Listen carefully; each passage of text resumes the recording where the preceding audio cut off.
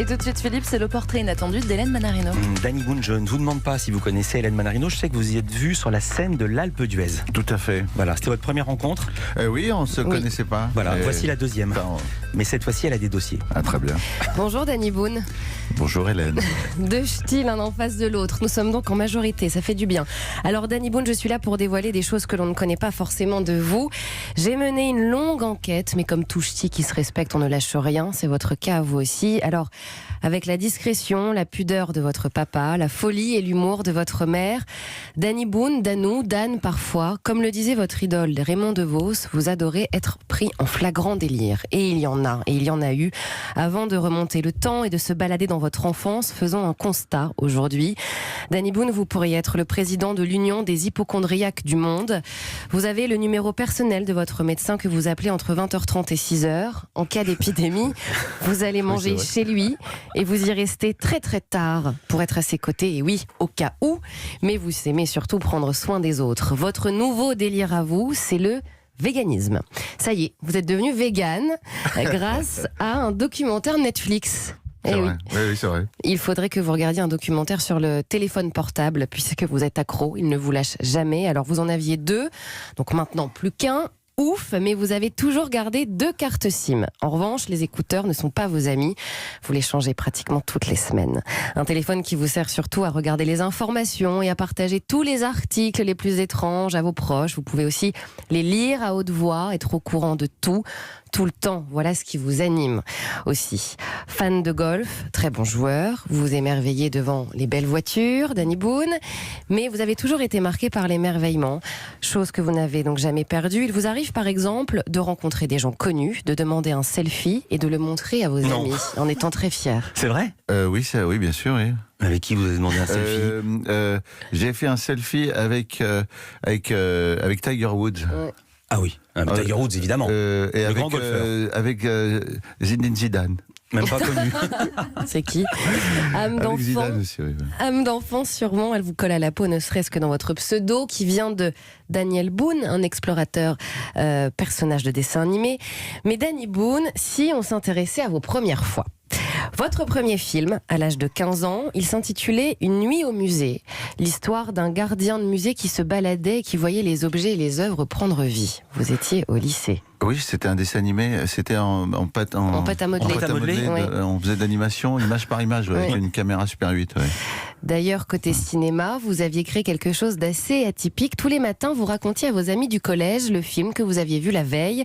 Ces amis qui vous enviaient beaucoup, car eux, ils n'avaient pas le droit. Sauf que rien n'était vrai. Vous inventiez tout. Et vous aussi, vous n'aviez pas le droit de regarder les films. Ah, c'est génial. En fait, c'était sur la RTBF qu'on captait la RTBF. On était à la frontière, et papa, mes copains, et on pouvait voir le début. Et mes parents disaient allez au lit maintenant. Donc j'étais très frustré de ne pas voir la suite du film, et je l'inventais en allant me coucher. Génial. Et parfois je la racontais le lendemain. Et parfois c'était mieux que le film, j'imagine. Quand on est enfant, c'est toujours mieux ce qu'on raconte. Alors tout le monde vous croyait, ou peut-être savait-il secrètement la réalité des choses, mais ils aimaient se laisser embarquer par l'univers de Danny. En revanche, vous aviez des petits stratagèmes pour regarder la télé, notamment ça.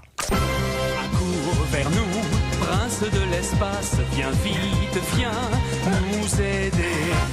Tous les soirs, quand vous rentriez de l'école, vous vous arrêtiez devant une maison et vous colliez votre nez à la fenêtre pour regarder Goldorak. Exactement. Chez les gens, sans le son. Sans le son. On s'en fout. Oui, on était comme ça. Et, on s'est fait engueuler même. Je sais. Votre premier sketch intitulé La brosse Evidi, un sketch sur la brosse à dents. Et vous étiez en 4e. Oh là là, mais comment mais je me rappelais même pas. Je suis là pour vous rappeler votre enfance. Ça revient là. Oh merde.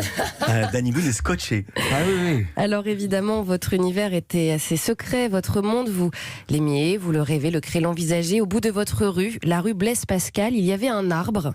Et c'était votre refuge, Danny Boone. Oui, c'est vrai. C'est peut-être là que vous avez créé votre premier disque, Yogurt Collection. Il y avait 5 exemplaires enregistrés chez votre pote Philippe. Votre maman en a un d'ailleurs. Alors je précise que vous êtes un très très bon musicien, très bon pianiste, guitariste, et peut-être que vous auriez rêvé d'être chanteur d'ailleurs. Alors une enfance où vous avez tout tenté, tout expérimenté, le mime dans les galeries marchandes, le week-end. L'une de votre première grosse sculpture aussi, un bonhomme de neige de 3 mètres de haut que vous avez jeté dans la rivière à côté de chez vous. Oui, c'est vrai. Et 2 mois après, il flottait encore. Mais c'est vrai. Oh là là, c'est dingue, les souvenirs qui remontent. Mais c'est incroyable. C'est la Ch'ti Touch. Eh oui, La la Ch'ti Ch'ti Connection. Touch. Exactement. Mais rien ne vous faisait peur. Vous avez toujours vu les choses en grand, même dans votre première grande bêtise, lorsque vous avez décidé de descendre la pente du pont à côté de chez vous sur le capot d'une voiture. Oui. Malheureusement, votre main est passée sous le capot et vous vous êtes brisé le poignet. Bon, ça c'est pas drôle. Mais Danny J'ai Boone, cassé le bras, ouais. Et en plus, j'ai rien dit du tout. J'ai couru. Je cours quand j'ai mal encore aujourd'hui. et je me suis évanoui. J'avais le poignet cassé. Ouais. mais Danny Boone, tout le monde savait que vous alliez partir un jour pour la première fois vivre votre rêve, être artiste. Même votre professeur d'espagnol, Monsieur Marfalan, qui vous balançait des craies et des brosses en classe, le savait. Et on arrive à votre premier départ pour Paris, après avoir chanté dans les bars à tourner, à faire de la guitare, faire rire l'Assemblée. Vous êtes arrivé à Paris, mais départ raté, puisqu'une déception amoureuse vous a fait repartir. Et il faut préciser que vous êtes un grand romantique. Rien d'étonnant que votre chanson préférée du moment, ce soit celle-ci. J'aimerais tant te parler tendre un soir d'hiver au coin d'un feu, te dire des mots à pierre fendre, à fondre la banquise des yeux. J'aimerais Vous êtes tant scotché. Mais comment tu sais ça? C'est quoi cette chanson? C'est Julius Bocarne. C'est une chanson absolument magnifique. Chanson d'amour très belle. Il faut la connaître. Hélène. Romantique, sensible, rien ne peut vous émouvoir. Et puis il y a eu votre première fois au cours Simon, 3 mois, juste 3 mois. Et l'affaire était faite. Vous avez donc pu profiter de votre QG, la Cloche, dans le 9e arrondissement, pour encore une fois refaire le monde, comme si c'était la première fois en écoutant ça.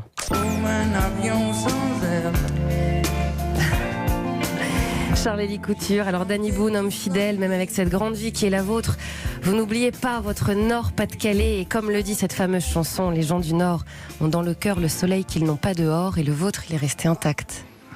Merci, c'est magnifique. C'est très émouvant. Mais oui, j'ai vu que vous étiez ému. Oui, Je vous ai rarement vu comme ça. Mais c'est vrai. Ouais. Mais oui. Mais je vais couper Siri sur mon téléphone.